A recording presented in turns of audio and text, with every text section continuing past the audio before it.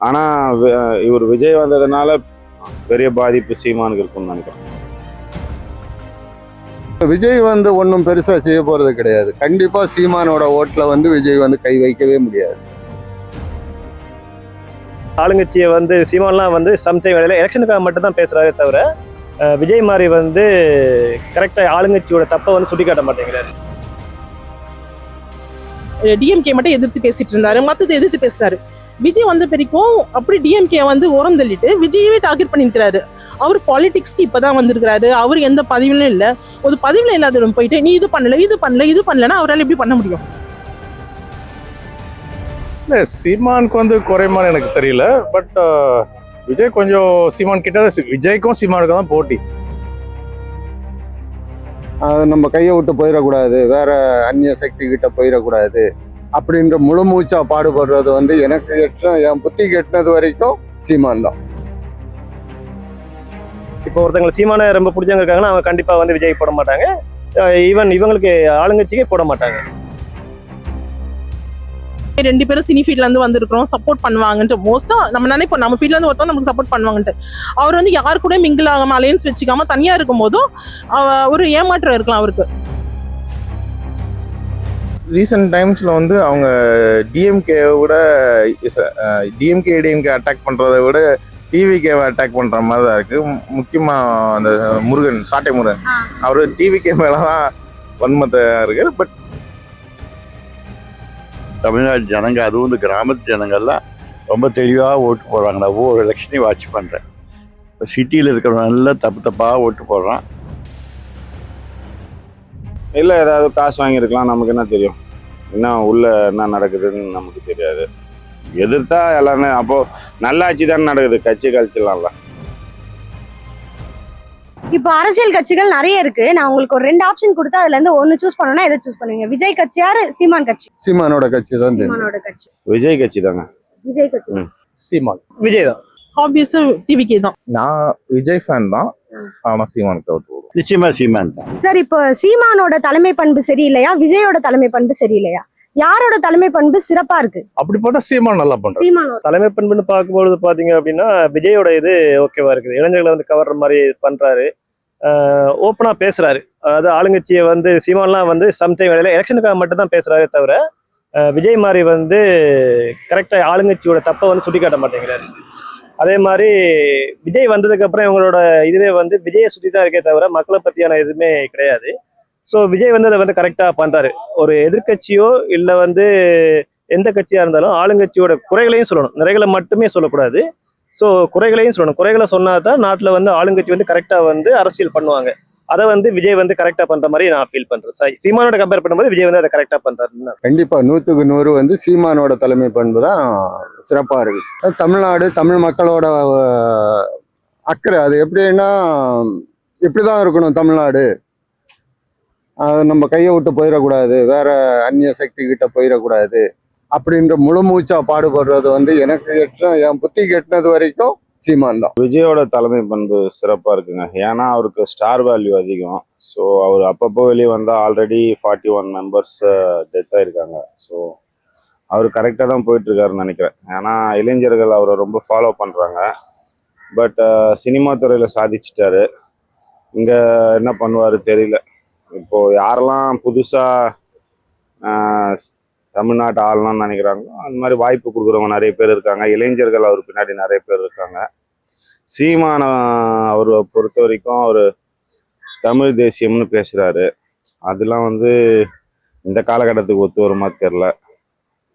So ரெண்டாவது வந்து பேசுகிறாரு, ஆனால் செயல்பாட்டுக்கு எப்படி வரும் தெரியல. ஒரு 10 இயர்ஸாக பேசுகிறாரு.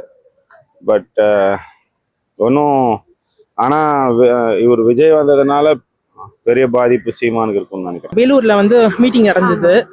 அது பார்க்கும் போதே நமக்கு கிளியரா தெரியும் யாருதுன்னு சொல்லிட்டு. ஏன்னா வந்து விஜய் யோசிக்கிறது பாத்தீங்கன்னா அடித்தட்ட மக்கள் வரைக்கும் யோசிக்கிறாரு. பஸ் வசதி பார்க்கும் போதே தெரியுது. பெண்களுக்குன்ட்டு இப்போ தராங்க. இப்ப இருக்கிற கவர்மெண்ட் ஃப்ரீயா கொடுத்தா கூட அந்த ஸ்கூல் பசங்களுக்கு இருக்கிறாங்களே அந்த பசங்க வந்து எவ்வளவு கஷ்டப்பட்டு போறேன்னு நான் சின்ன வயசுல இருந்தே பார்த்துருக்கேன். இந்த விஷயம் நான் ஸ்கூல் படிக்கும் போதே பார்த்துட்டு இருக்கிறேன். இப்போ வரைக்கும் பிள்ளைங்க அப்படிதான் போதுங்க. ஃபுட் போட்டு அடிச்சுட்டு, அதுக்கப்புறம் பஸ் ஒரு 10 அடி போய் தள்ளி நிற்குது, குழந்தைங்க ஓடுது.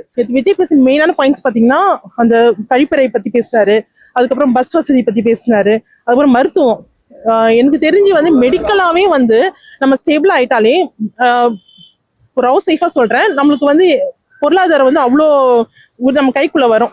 ஏன்னா வந்து ஒரு வீட்டில் ஒரு பெரியவங்க யாரா படுத்துட்டாங்கன்னா அவ்வளோதான் முடிஞ்சது. நம்மளோட சேவிங்ஸ், நம்ம ஃபியூச்சர், நம்ம பிள்ளைங்களுக்கு செஞ்ச சேவிங்ஸ் எல்லாமே அதில் தான் போய் விழும். கேட்டால் இன்சூரன்ஸ் எடுத்துக்கணும்னு சொல்லுவாங்க. ஆனால் மிடில் கிளாஸும் லோவர் மிடில் கிளாஸுக்கும் எப்படி இன்சூரன்ஸ் கிடைக்கும் கேட்டால் வந்து இந்த மாதிரி இருக்குது, இவங்க காப்பீடு திட்டம் அப்படி சொல்றாங்க. ஆனால் அதுலேயும் வந்து ரெஸ்ட்ரிக்ஷன் இருக்குது. ஸோ அந்த ரெஸ்ட்ரிக்ஷன் இப்போ கவர்மெண்ட் ஸ்கூலு, கவர்மெண்ட் ஹாஸ்பிட்டல் க்ளீனாகவும் இதுவாகவும் இருந்துச்சுன்னா மக்கள் தன்னால போவாங்க. அவங்களுக்கு வந்து ஆப்ஷனே இருக்காது, சரி நம்ம பிரைவேட் ஸ்கூல்ல போய் நம்ம பசங்களை போடலாம். ஏன்னா வந்து இப்போ எல்லாம் மிடில் கிளாஸ் கூட யாரும் பிரைவேட் ஸ்கூல்ல போறாங்க, ஏன்னா வந்து ஃபீஸ் தான். ஸோ நம்ம கஷ்டப்பட்டாலும் பிள்ளைங்க படிக்கணும்ட்டு. இப்போ கவர்மெண்ட் ஸ்கூலுக்கு இதுவாக இருந்துச்சுன்னா பசங்களை ஆட்டோமேட்டிக்காக எதுவுமே சேர்ப்பாங்க. அப்புறம் இபிமா இப்போ எல்லாம் கொடுக்குறாங்க, 1000 rupees தரேன்றாங்க, 2000 rupees தரேன்றாங்க, 5000 rupees தராங்க, எல்லாம் அக்செப்டபிள் தான்.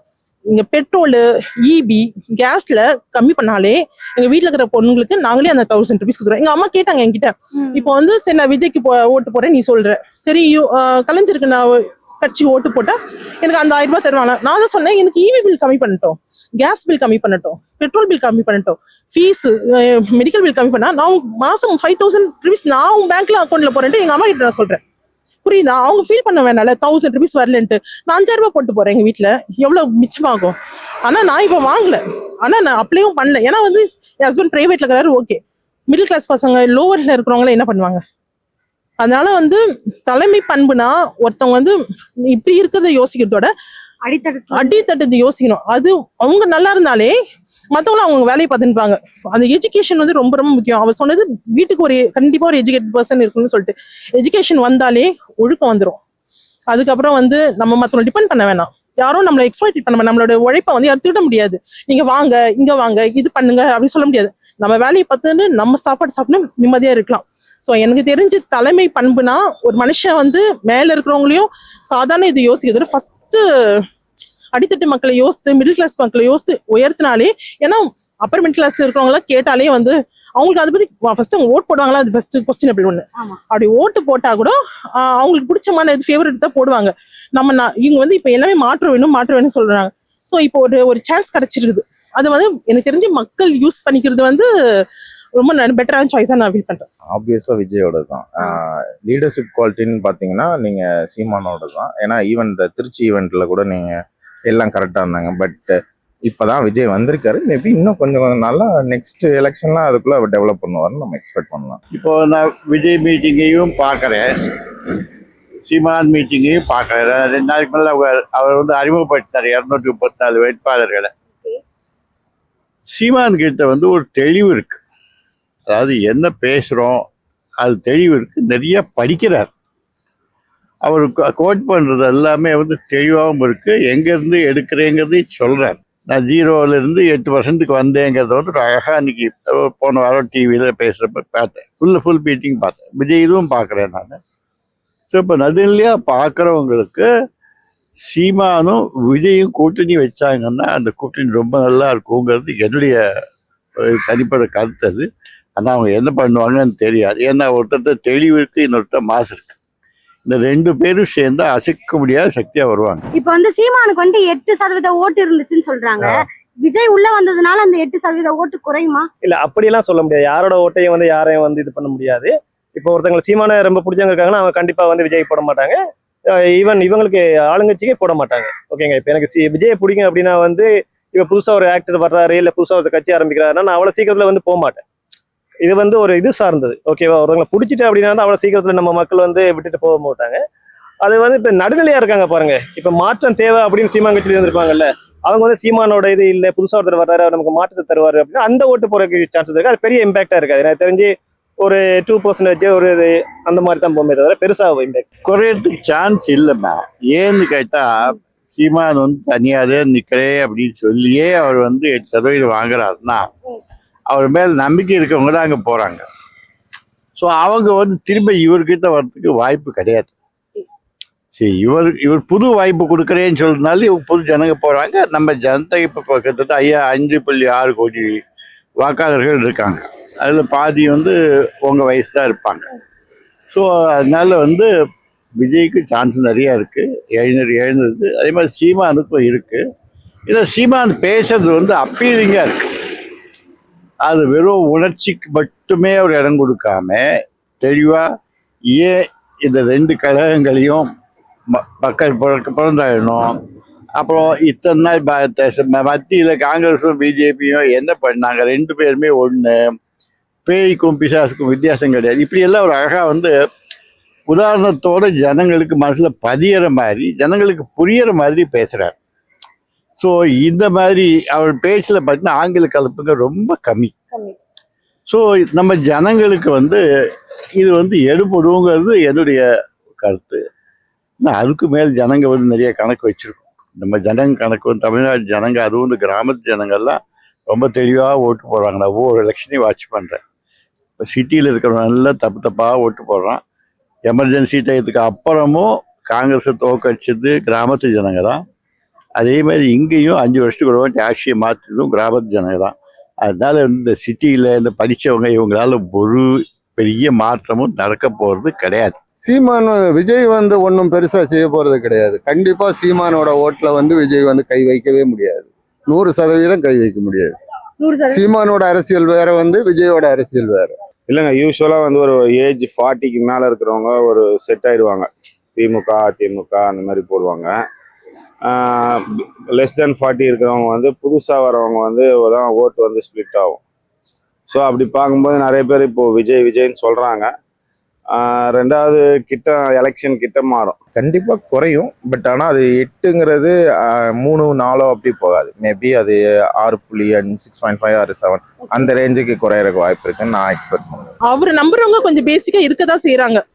இன்னும் நான் வந்து டிவில இருக்கிற உங்களை மாதிரி யூடியூப் சேனல்ஸ் நிறைய இது பார்ப்பேன். அதுல வந்து என்ன சொல்றாங்கன்னா, இல்ல இந்த மாதிரி நாங்க அண்ணாக்கு தான் போடுவோம் நம்புறாங்க.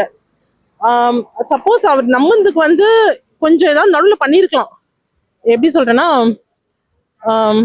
வெறியும் இந்த மற்ற இது விஜய் வர வரைக்கும் அவருடைய முரண்பாடு எப்படி இருந்ததுன்னா, டிஎம்கே மட்டும் எதிர்த்து பேசிட்டு இருந்தாரு, மற்றதை எதிர்த்து பேசினாரு. விஜய் வந்த வரைக்கும் அப்படி டிஎம்கே வந்து ஓரம் தள்ளிட்டு விஜயவே டார்கெட் பண்ணிருக்கிறாரு. அவர் பாலிடிக்ஸ்க்கு இப்பதான் வந்திருக்கிறாரு. அவர் எந்த பதிவிலும் இல்லை. ஒரு பதிவுல இல்லாதவங்க போயிட்டு நீ இது பண்ணலன்னா அவரால் எப்படி பண்ண முடியும்? என் கையில ஒரு பொசிஷன் இருக்குது, நான் என்னால பண்ண முடியும். இப்போ நான் போய் இந்த ஸ்ட்ரீட்டை கிளீன் பண்றேன், என்னால முடியாது. நான் ஒரு பொசிஷன் இதுல இருக்கிறேன்னா ஒரு 10 ஆளுங்களை வச்சு இந்த ஸ்ட்ரீட்டை கிளீன் பண்ணு, அது மாதிரி சொல்ல முடியும். விஜய் வந்து இப்பதான் பதவி கொடுங்க, அப்பதான் வந்து நாடு சுத்தமாகுதா இல்லைன்னா வந்து நம்மளோட வீட்டுல இருந்து எல்லாமே தெரு சுத்தமா தான் நமக்கு தெரியும். அதனால எனக்கு தெரிஞ்சு அவர் வந்து என்ன சொல்றது, அவர் எதிர்ப்பை வந்து டிஎம்கே வரைக்கும் காட்டிட்டு இருந்தா ஓகே.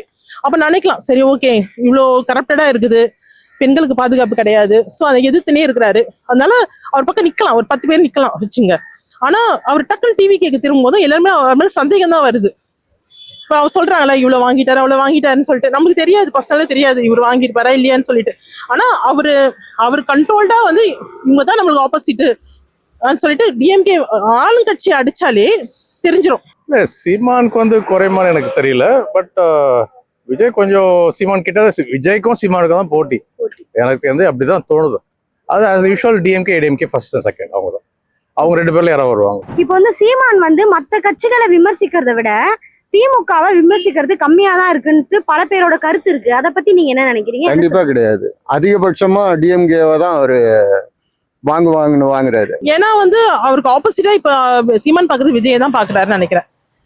ஏன்னா அவர் நினைச்சாரு சரி ஓகே 2 பேரும் சினி ஃபீல்ட்ல இருந்து வந்திருக்கிறோம், சப்போர்ட் பண்ணுவாங்கன்ட்டு. மோஸ்டா நம்ம நினைப்போம் நம்ம ஃபீல்ட்ல இருந்து ஒருத்தவங்க நமக்கு சப்போர்ட் பண்ணுவாங்கன்ட்டு. அவர் வந்து யாரு கூட மிங்கிள் ஆகாம அலையன்ஸ் வச்சுக்காம தனியா இருக்கும் போதும் ஒரு ஏமாற்றம் இருக்கலாம் அவருக்கு. அப்போ வந்து அதனால சரி அவர் விஜயே வந்து தொடர்ந்து எதிர்த்துட்டு இருக்கிறாரு. ரீசெண்ட் டைம்ஸ்ல வந்து அவங்க டிஎம்கே ஏடிஎம்கே அட்டாக் பண்றதை விட டிவிகேவை அட்டாக் பண்ற மாதிரி தான் இருக்கு. முக்கியமா அந்த சாட்டை முருகன் அவரு டிவிகே மேலதான் வன்மத்தை இருக்காரு. பட் சொல்றது கரெக்ட் தான். இன்னும் அவங்க இப்பதான் வந்திருக்காங்க, அவங்க கொஞ்சம் அவங்களுக்கு வந்து தட்டி கொடுத்து நம்ம தான் இது பண்ணணும். அதை விட்டு அவங்கள போய் அட்டாக் பண்றத விட்டு நம்ம கொஞ்சம் அவங்க கை கொடுத்து தூக்கி விட்டாதான் அவங்க அரசியல் கத்துக்கட்டும் ஃபர்ஸ்ட். அதுக்கு முன்னாடியே அடிச்சோம்னா இப்படி இல்ல சீமான் எந்த ஆளுங்கட்சியும் இதுக்கு முன்னாடி எடப்பாடி இருந்தாரு, ஜெயலலிதா மாறினாங்க, அப்ப கூட யாருமே எதிர்த்து பேசல. அவர் வந்து ஒரு தனி ட்ராக்ல போயிட்டு இருக்காரு. அரசியல் கட்சின்னு வந்துட்டா வந்து நம்மளோட டார்கெட் என்ன, மக்களுக்கு சேவை செய்ய வந்திருக்கோம், அதை எப்படி சேவை செய்யணும். ஒரு எம்எல்ஏ இருந்தால் தான் தொகுதியில பண்ண முடியும். நம்ம அதுக்கான இதை பண்றதுக்கு ஆளுங்கட்சியோட குறைகளை சொன்னாதான் மக்கள் மேல நமக்கு ஒரு நம்பிக்கை வரும். அதை சீமான் வந்து பண்ற மாதிரி எனக்கு தெரியல, என்னோட பாயிண்ட் ஆஃப் வியூல வந்து பார்க்கணும். ஆமா, அது உண்மைதான். அது ஏன்னு தெரியல. அவர் ஆரம்பத்துல இருந்தே அவர் டிஎம்கே எதிர்கட்சியா இருக்க போதும் டிஎம்கே தான் எதிர்த்து பேசிட்டு இருந்தாரு. ஆளுங்கட்சியான பிறகும் டிஎம்கே தான் இருக்கிறாரு. அது என்ன ரீசன் எனக்கு தெரியல. பட் அது உண்மைதான். அவர் டிஎம்கே தான் எடுத்துட்டு இருக்காரு. அதாவது ஏடிஎம்கே ஆளுங்கட்சியா இருக்க போதும் டிஎம்கே தான் எதிர்த்து பேசிட்டு இருந்தாரு. டிஎம்கே தான் நிறைய எதிர்க்கிறாரு. அவர் டிஎம்கே வந்து ஆப்போசிஷன் இருக்க போதும் எதிர்த்து இருந்தாரு. இப்போ டிஎம்கே தான் எதிர்க்கிறாருன்னு சொல்றேன். இல்லை, ஏதாவது காசு வாங்கியிருக்கலாம், நமக்கு என்ன தெரியும்.